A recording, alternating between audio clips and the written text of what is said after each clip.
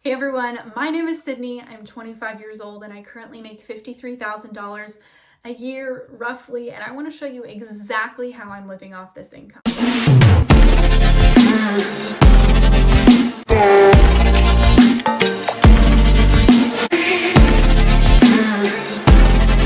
Okay, so let's dive into the numbers. I'm going to be looking over at my computer screen, kind of going back and forth. So let's start off with my income and my take-home pay. So as I mentioned, I live off $53,000 a year. That breaks down to roughly about $1,700 every 2 weeks, which is a total of $3,400 a month. So everything I spend has to fit in within that $3,400, which is not a lot. I know so many people who make far more than me, but I really want to normalize having a regular salary and how to spend that, and that it is possible to build for your future on $50,000 a year. So let's break this down. My fixed expenses. So these are expenses that do not change month to month. These are bills like my rent, car insurance, phone, and yada, yada, yada. So let's break it down. For my rent, I pay $960 a month. I have a car payment, which is $243 bi-weekly, which works out to $486 a month. Car insurance, I spend $138. My phone is about roughly $110 a month. This does fluctuate a little bit from time to time, depending on my usage. My gym is $26.24 bi-weekly, so about $52 a month. In utilities, I spend about $35 a month in electricity, and Wi-Fi about $36.50 a month, and that works out to about $71. I do split that cost with my roommate, and also going back to rent, I split that rent payment with a friend of mine, so it saves me a ton of money. All right, so with that being said, those are my total fixed expenses. That brings me to $1,860.22 per month. That is roughly 54.7% of my take-home pay. So honestly, there's not too much wiggle room here. My plan moving forward in 2026 is to probably cut out Netflix. I find it to be a little bit more of a distraction, and I'm totally content with just watching YouTube videos. I do a lot of reading now. And so I want to cut that down. There are a couple other, I didn't even touch on my subscriptions. So Netflix, that's one I want to cut out. Lightroom, I pay $6.49. iCloud, $14.55. And I also pay for my budgeting platform, which is $21.20. I just started that. I'm still on the fence as to whether or not I'm going to keep that platform or just do it manually in my spreadsheets to save the $21. But for now, it's been really helpful to pull reports and kind of see how I've been spending all my money, because it does tie to my bank account. So let me reiterate that I spend $1,860.22 per month on total fixed expenses. Again, that is a 54% of my take-home pay every month. So that leaves me with variable expenses. So before I dive into what I want to do in 2026, I want to talk about what my average spend per month in these specific categories were in 2025, because so much is going to be changing in my variable expenses after doing a deep dive this past month into how much I was spending in 2025. So this is where most of my spending habits, and I think this is where a lot of people's spending habits tend to be a struggle for most, is the variable expenses.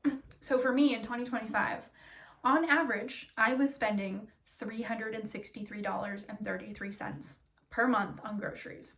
Now, that doesn't seem like a ton to the average person, but for one individual, it definitely adds up. Not to mention, when you factor in dining out per month, I was spending $358.76. That is roughly over $700 on food alone for myself. That is far more than I should be spending. So those are a couple of areas that are going to be changing in 2026, but let's carry on.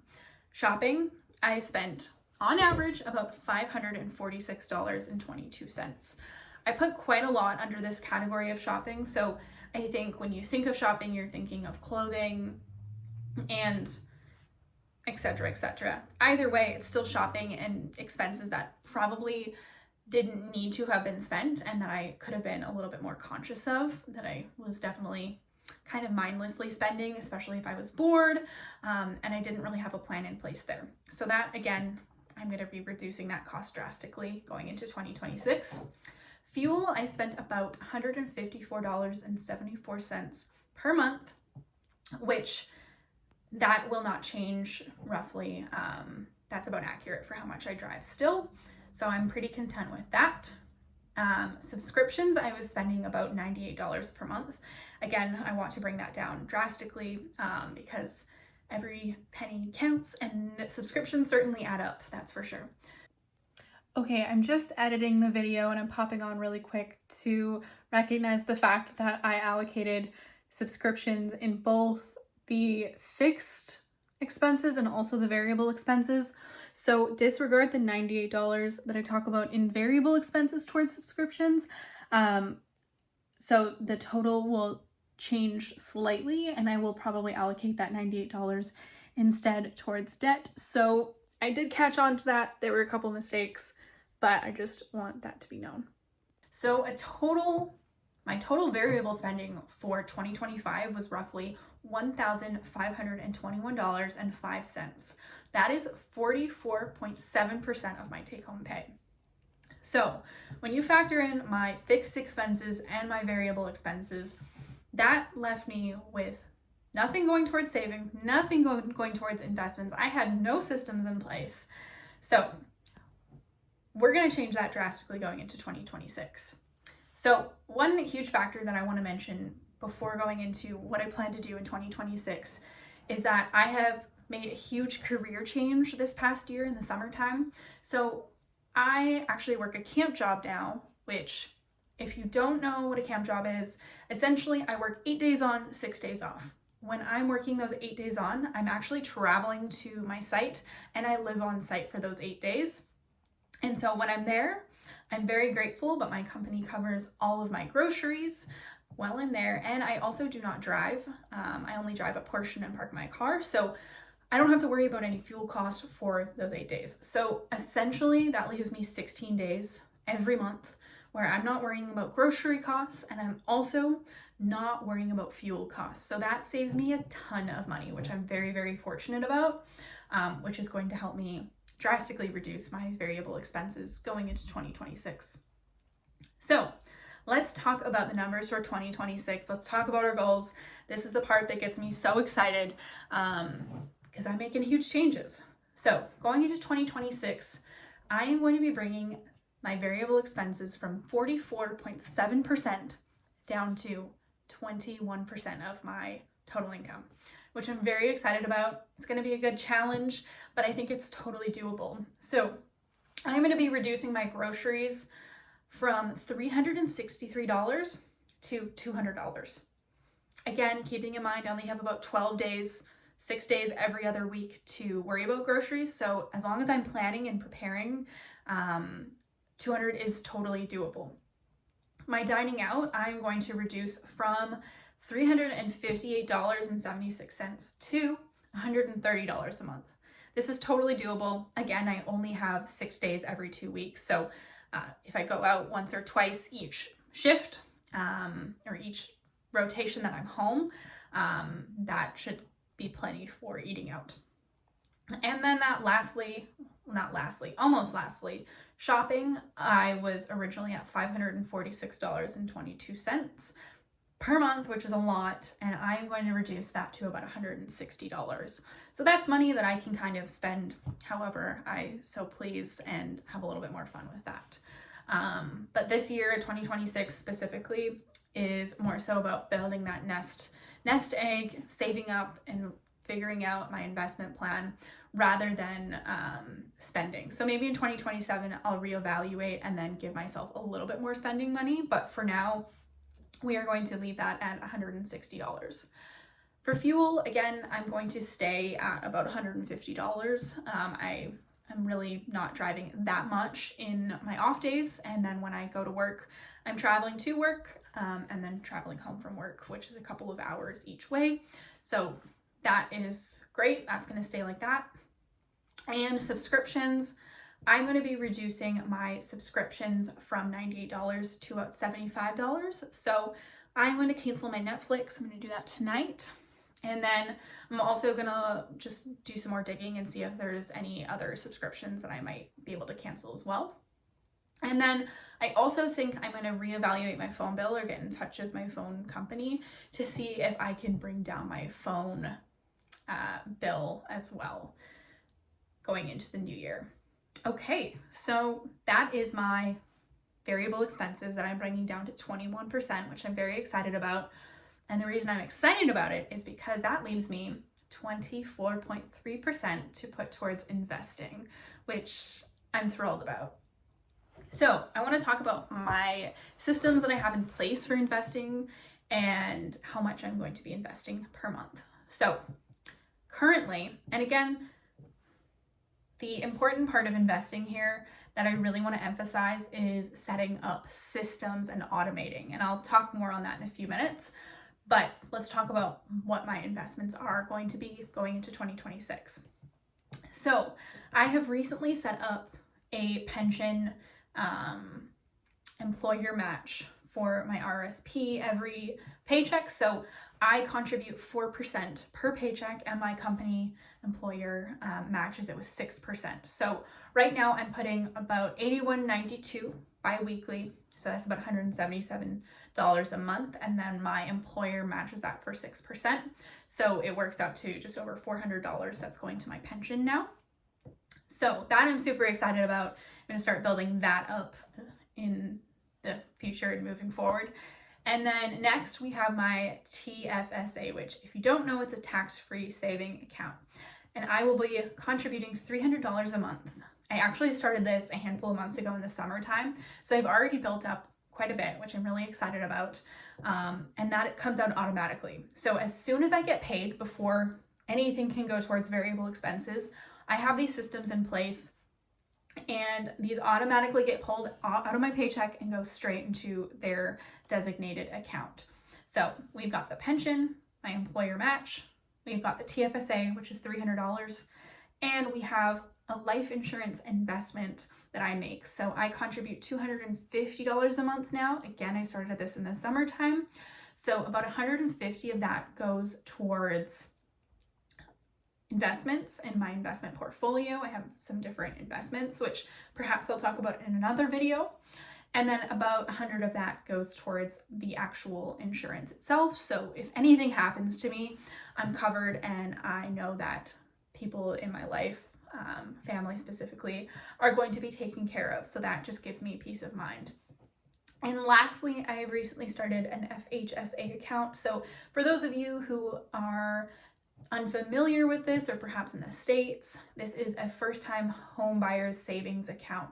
So it's very similar to a TFSA, similar benefits, and you can contribute up to $40,000 in a lifetime, or sorry, not within a lifetime. I believe it's about 15 years, but you can contribute, I believe it's about $8,000 per month. That would be tax-free. So there's a really good benefit if you have not bought your first home but plan on purchasing a home in the future. This is a great investment to take advantage of. And so that is in my Wealth Simple portfolio, and that gets broken down into my investments within there. So that is a total of $813.84 per month that I am investing currently. Oh, hi, it's me again, because I forgot 3 really critical categories under savings and investments. So I do want to add that I have 3 liquid accounts in my bank account, 1 being an emergency fund, 2 being a high yield savings account, and 3 a travel account. So the emergency fund, I'm slowly creeping my way up to being able to have 3 to 6 months worth of expenses for if anything were to happen. I was to lose my job, I was to get sick, who knows, the situations and scenarios are quite endless. So I think that's really important to have some savings. So I am slowly and steadily adding to that on a monthly basis right now, with the goal to get to about 3 to 6 months worth of expenses saved in that emergency fund. Number 2, I have a high yield savings account that I am throwing $50 to every month currently.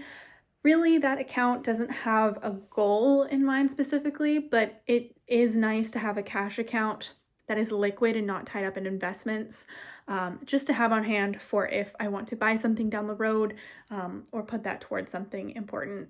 I just have that on hand. So that's not my biggest priority right now. So again, I'm only putting about $50 towards that right now.